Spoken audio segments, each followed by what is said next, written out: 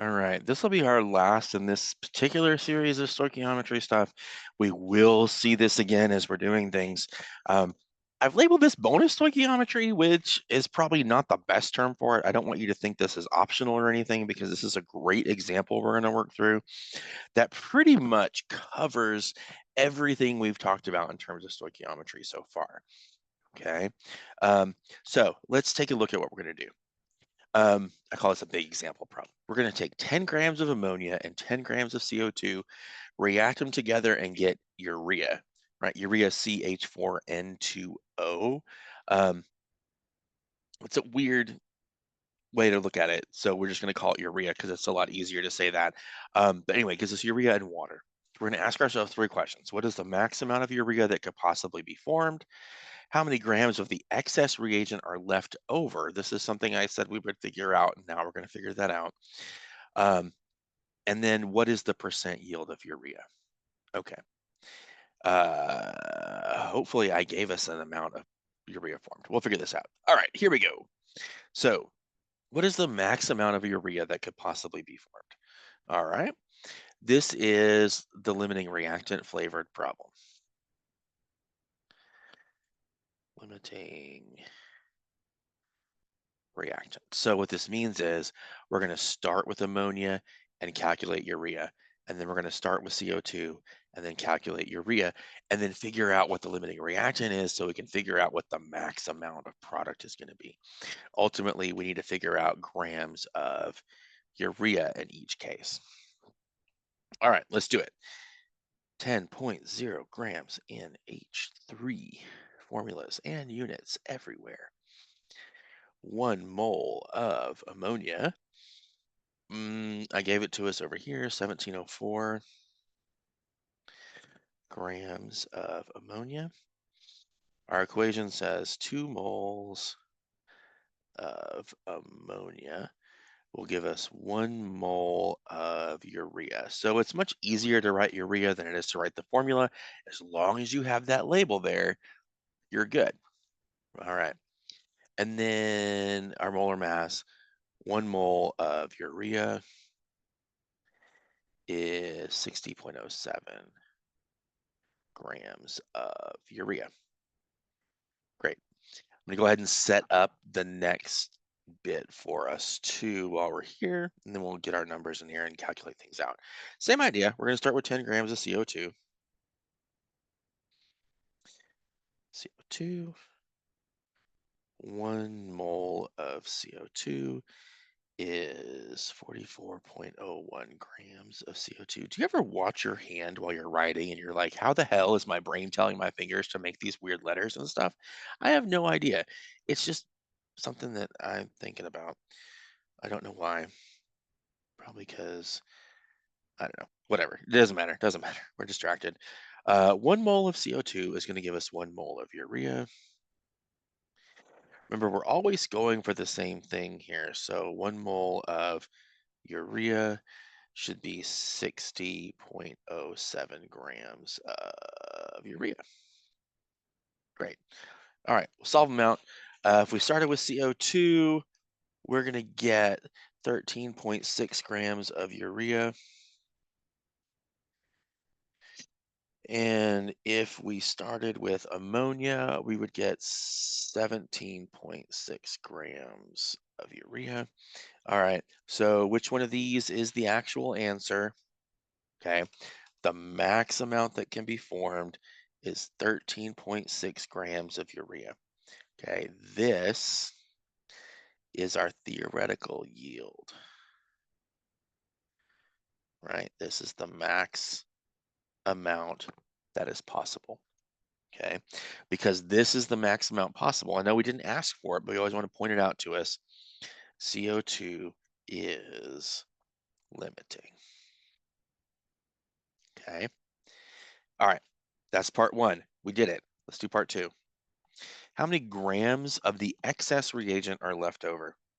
All right, well, we know that CO2 is limiting. So the excess reactant must be ammonia. We want to know how much are left over. Okay. This means we have to figure out how much was used. So we're going to figure out how much ammonia was used. Okay. To do this, we need to know how much urea we produced. Essentially, figuring out how much was used is the backwards of what we just did. So we made 13.6 grams of urea. So that is our start for this, 13.6 grams of urea. Because saying how much was left over, how much was used, we're saying, okay,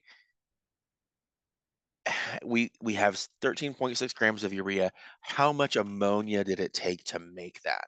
All right.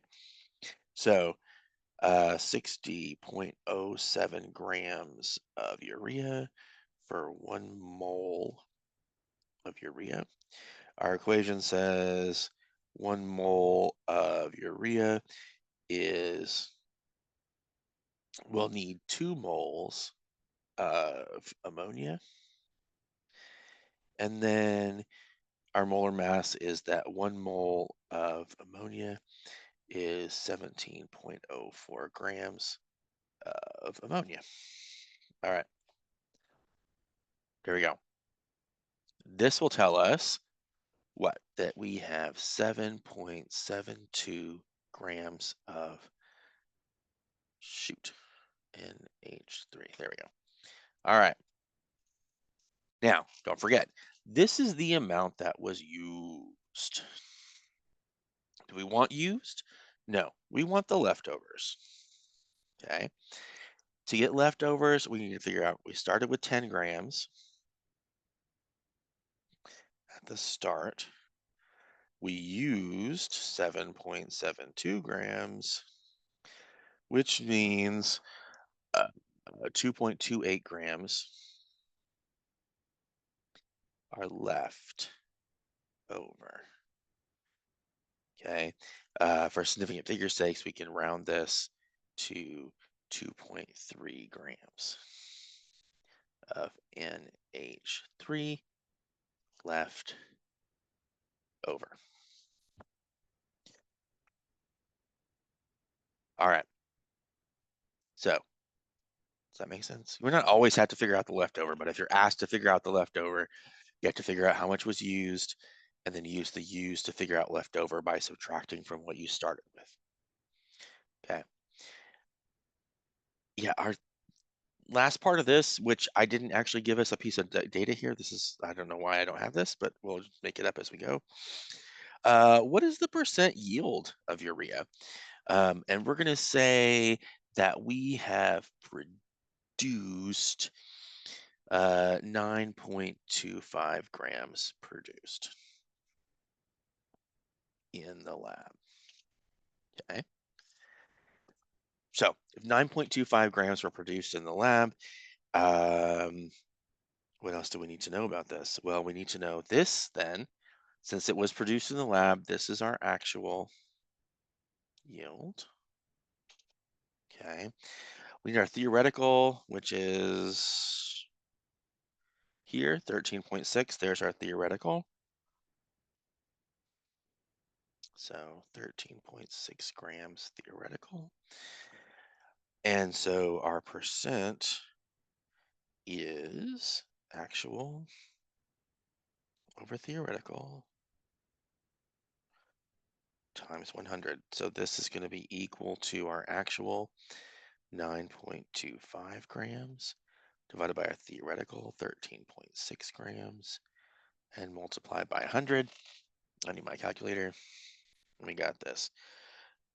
9.25 divided by 13.6 is times 100 is 68.014706%. Three significant figures is 68.0% yield. Okay. All right. That's all I got in terms of videos for stoichiometry at this point. I don't necessarily expect us to be champs at this immediately, but we should get really good at this. Okay. Your dimensional analysis skills are going to be key. Get units on everything, formulas on everything, set everything up nicely, round to the right number of significant figures. Okay. You can do this. I know we can do it. Okay. We got it. If you need me, ask questions. Okay. We got this. Um, I'll see you in class.